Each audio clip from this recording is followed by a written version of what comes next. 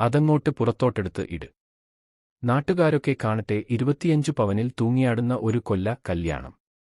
ചെറുക്കന്റെ അമ്മ കെട്ടിവന്ന പെണ്ണിനോട് കല്യാണം കഴിഞ്ഞുള്ള വൈകിട്ടത്തെ റിസപ്ഷൻ പറയുന്ന ഡയലോഗാണിത്. നാട്ടിൻപുറമെന്നോ നഗരമെന്നോ വ്യത്യാസമില്ലാതെ കല്യാണവീടുകളുടെ നേർക്കാഴ്ചയാണ് ബേസിൽ ജോസഫിനെ നായകനാക്കി നവാഗതനായ ജ്യോതിഷ് ശങ്കർ സംവിധാനം ചെയ്ത പൊന്മാൻ. കൊല്ലമാണ് കഥാപരിസരമെങ്കിലും പൊന്ന് ഇടപെട്ടിട്ടുള്ള കല്യാണങ്ങൾ നടത്തിയ എല്ലാവർക്കും കഥക്കത്തും കൊള്ളും. കല്യാണ സമ്മാനമായി 500 കിട്ടായാൽ തിരിച്ച് 600 കൊടുക്കുന്നതാണ് അന്തസ്സെന്ന് കരുതുന്ന അജീഷിന്റെ ബേസിൽ അഭിപ്രായം. ഈ അന്തസ്സിന്റെ പുറത്തുള്ള കളികളിലാണ് ചിത്രം പുരോഗമിക്കുന്നത്. പെണ്ണായാൽ പൊന്ന് വേണമെന്ന പാട്ട് റിംഗ് ടോണിട്ട് നടക്കുന്ന അജീഷിന്റെ കഥാപാത്രം ബേസിലെന്ന നടൻ മറ്റൊരു മുഖം പ്രേക്ഷകർക്ക് നൽകുന്നുണ്ട്. പൊന്നും കല്യാണ വീടും പണപ്പിരിവും പ്രധാന കഥാപാത്രമാകുന്ന ഡ്രാമ ത്രില്ലറാണ് പൊന്മാൻ.